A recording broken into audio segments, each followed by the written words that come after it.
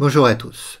Connaissez-vous le gambit Blackburn, qu'on appelle également le gambit Schilling et même le gambit Kostic?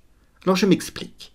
Joseph Henry Blackburn était un joueur redoutable, tellement redoutable qu'on l'appelait la mort noire, en raison de sa longue barbe noire et de son style particulièrement offensif et agressif.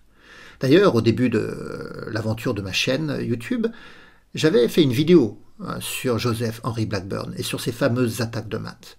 Eh bien, si vous voulez la revoir, cette vidéo, elle n'avait pas beaucoup été vue, elle avait été vue seulement 1000 fois parce que à l'époque, j'avais pas un très grand public. Eh bien, vous pouvez cliquer sur la vidéo ci-dessus. Eh bien, revenons aujourd'hui à ce qui nous intéresse. Le gambit Blackburn. C'est un piège, donc. Un piège que Blackburn tendait aux joueurs amateurs de son époque pour essayer de gagner quelques sous, quelques shillings. C'est pour ça qu'on appelle aussi ce gambit, ce piège, le gambit Schilling. On l'appelle également le gambit Kostic parce qu'au début du XXe siècle, le grand maître serbe Kostic l'utilisait également parfois dans ses parties. Alors, l'échiquier est tourné en faveur des Noirs puisque ce sont les Noirs qui vont tendre ce piège. Et ce piège va être tendu dans l'ouverture italienne, c'est-à-dire que les Blancs jouent E4, l'ouverture du pion roi pour l'instant, donc E5, la réponse symétrique. Cavalier F3, on attaque le pion central, cavalier C6, on le défend, c'est classique. Et fou C4, voilà, nous sommes dans la partie italienne ou dans l'ouverture italienne qui consiste à développer le fou rapidement, qui pointe la faiblesse du pion F7. Le pion seulement défendu par le roi. Alors habituellement, ici, les Noirs sortent le cavalier en F6 ou jouent le fou en C5. Mais le piège qui va être tendu par le gambit Blackburn ou le gambit Schilling, c'est le coup cavalier D4. Un coup qui contrevient aux règles de développement puisque on explique aux débutants qu'il faut développer ses forces plutôt que de jouer plusieurs fois la même pièce. Or là, les Noirs vont rejouer une deuxième fois le cavalier, alors que toutes les autres pièces restent à développer. Et en plus, le cavalier avait une charge défensive. Lorsqu'il était en C6, il devait défendre le pion en E5.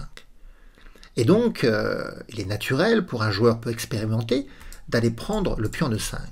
C'est naïf, mais tellement irrésistible et logique. Parce que le cavalier vient prendre le pion en E5, le pion qui est délaissé de sa défense, et le cavalier va s'associer au fou pour attaquer le pion F7. Et si le cavalier parvient en F7, il fera la fourchette, c'est-à-dire qu'il attaquera simultanément la dame et la tour. Pourtant, cette prise en E5 est une erreur. En réalité, ici, les coups corrects pour les blancs, c'est de prendre le cavalier en D4, ou de faire petit roc, ou d'avancer le pion en C3. Bref, la plupart des coups de développement pour les blancs sont corrects ici. Mais la prise du pion en E5 est fatale, va être fatale aux blancs. Alors après cavalier prend E5, que doivent jouer les Noirs? Si vous ne connaissez pas la position, eh bien certainement il va falloir chercher le coup, le piège qui est tendu par les Noirs. Vous pouvez mettre la vidéo sur pause pour essayer de trouver ce qu'il faut faire. Alors, à tout de suite. Avez-vous trouvé le bon coup avec les Noirs? Ici, il faut contre-attaquer par le coup de dame G5, qui attaque le cavalier et attaque le pion G2. Alors si on veut défendre le pion G2 par petit roc, les blancs perdront leur cavalier. Alors les blancs, ils peuvent vouloir pousser l'idée plus loin et d'aller prendre le pion en F7. C'est naturel, après tout, le fou protège, et le cavalier en F7 va attaquer la tour et la dame noire, donc ça fait toujours une fourchette, et en plus, si la dame peut s'extraire, la tour, elle, ne peut pas, elle est définitivement coincée dans la position. Mais les noirs, après cavalier prend F7, peuvent s'emparer du pion en G2 et attaquer la tour sur échec. Bon, alors ça ne sera pas échec et mat d'ailleurs, parce que le fou pourra revenir. Mais si on prend la tour en H1, ça va être une attaque terrible contre le roi blanc. Alors les blancs, souvent, ils jouent tour F1, puisqu'ils se disent après tout que la tour H8, elle, ne pourra pas bouger, donc ils vont commencer par sauver leur tour. Mais les noirs vont continuer à harceler les blancs. Et ils vont jouer dame prend E4, la prise du pion central sur échec. Deux possibilités, soit on ramène le fou, soit on intercepte avec la dame. Alors si on intercepte avec la dame, on va perdre la dame, le cavalier va prendre. Bon, alors les chances de victoire sont définitivement compromises si on perd la dame avec les blancs. Donc les blancs vont souvent être amenés à jouer fou E2. Mais là, c'est encore pire.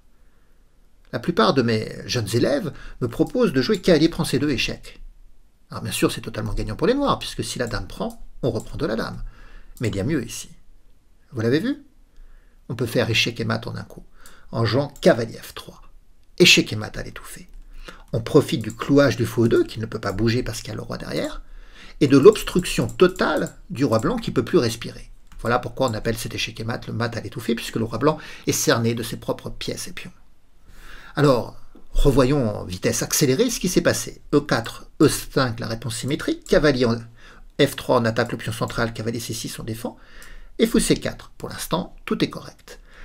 Donc on parlait du coup cavalier F6 ou du coup fou C5 qui étaient les coups corrects pour les noirs. Mais le coup cavalier D4 va tendre un piège, celui de laisser le pion de 5.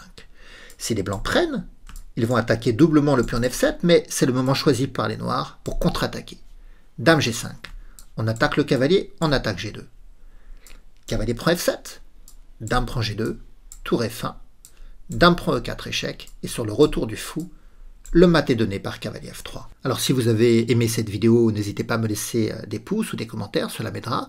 Puis on se retrouvera bientôt pour de nouvelles miniatures et pièges d'ouverture. Au revoir à tous!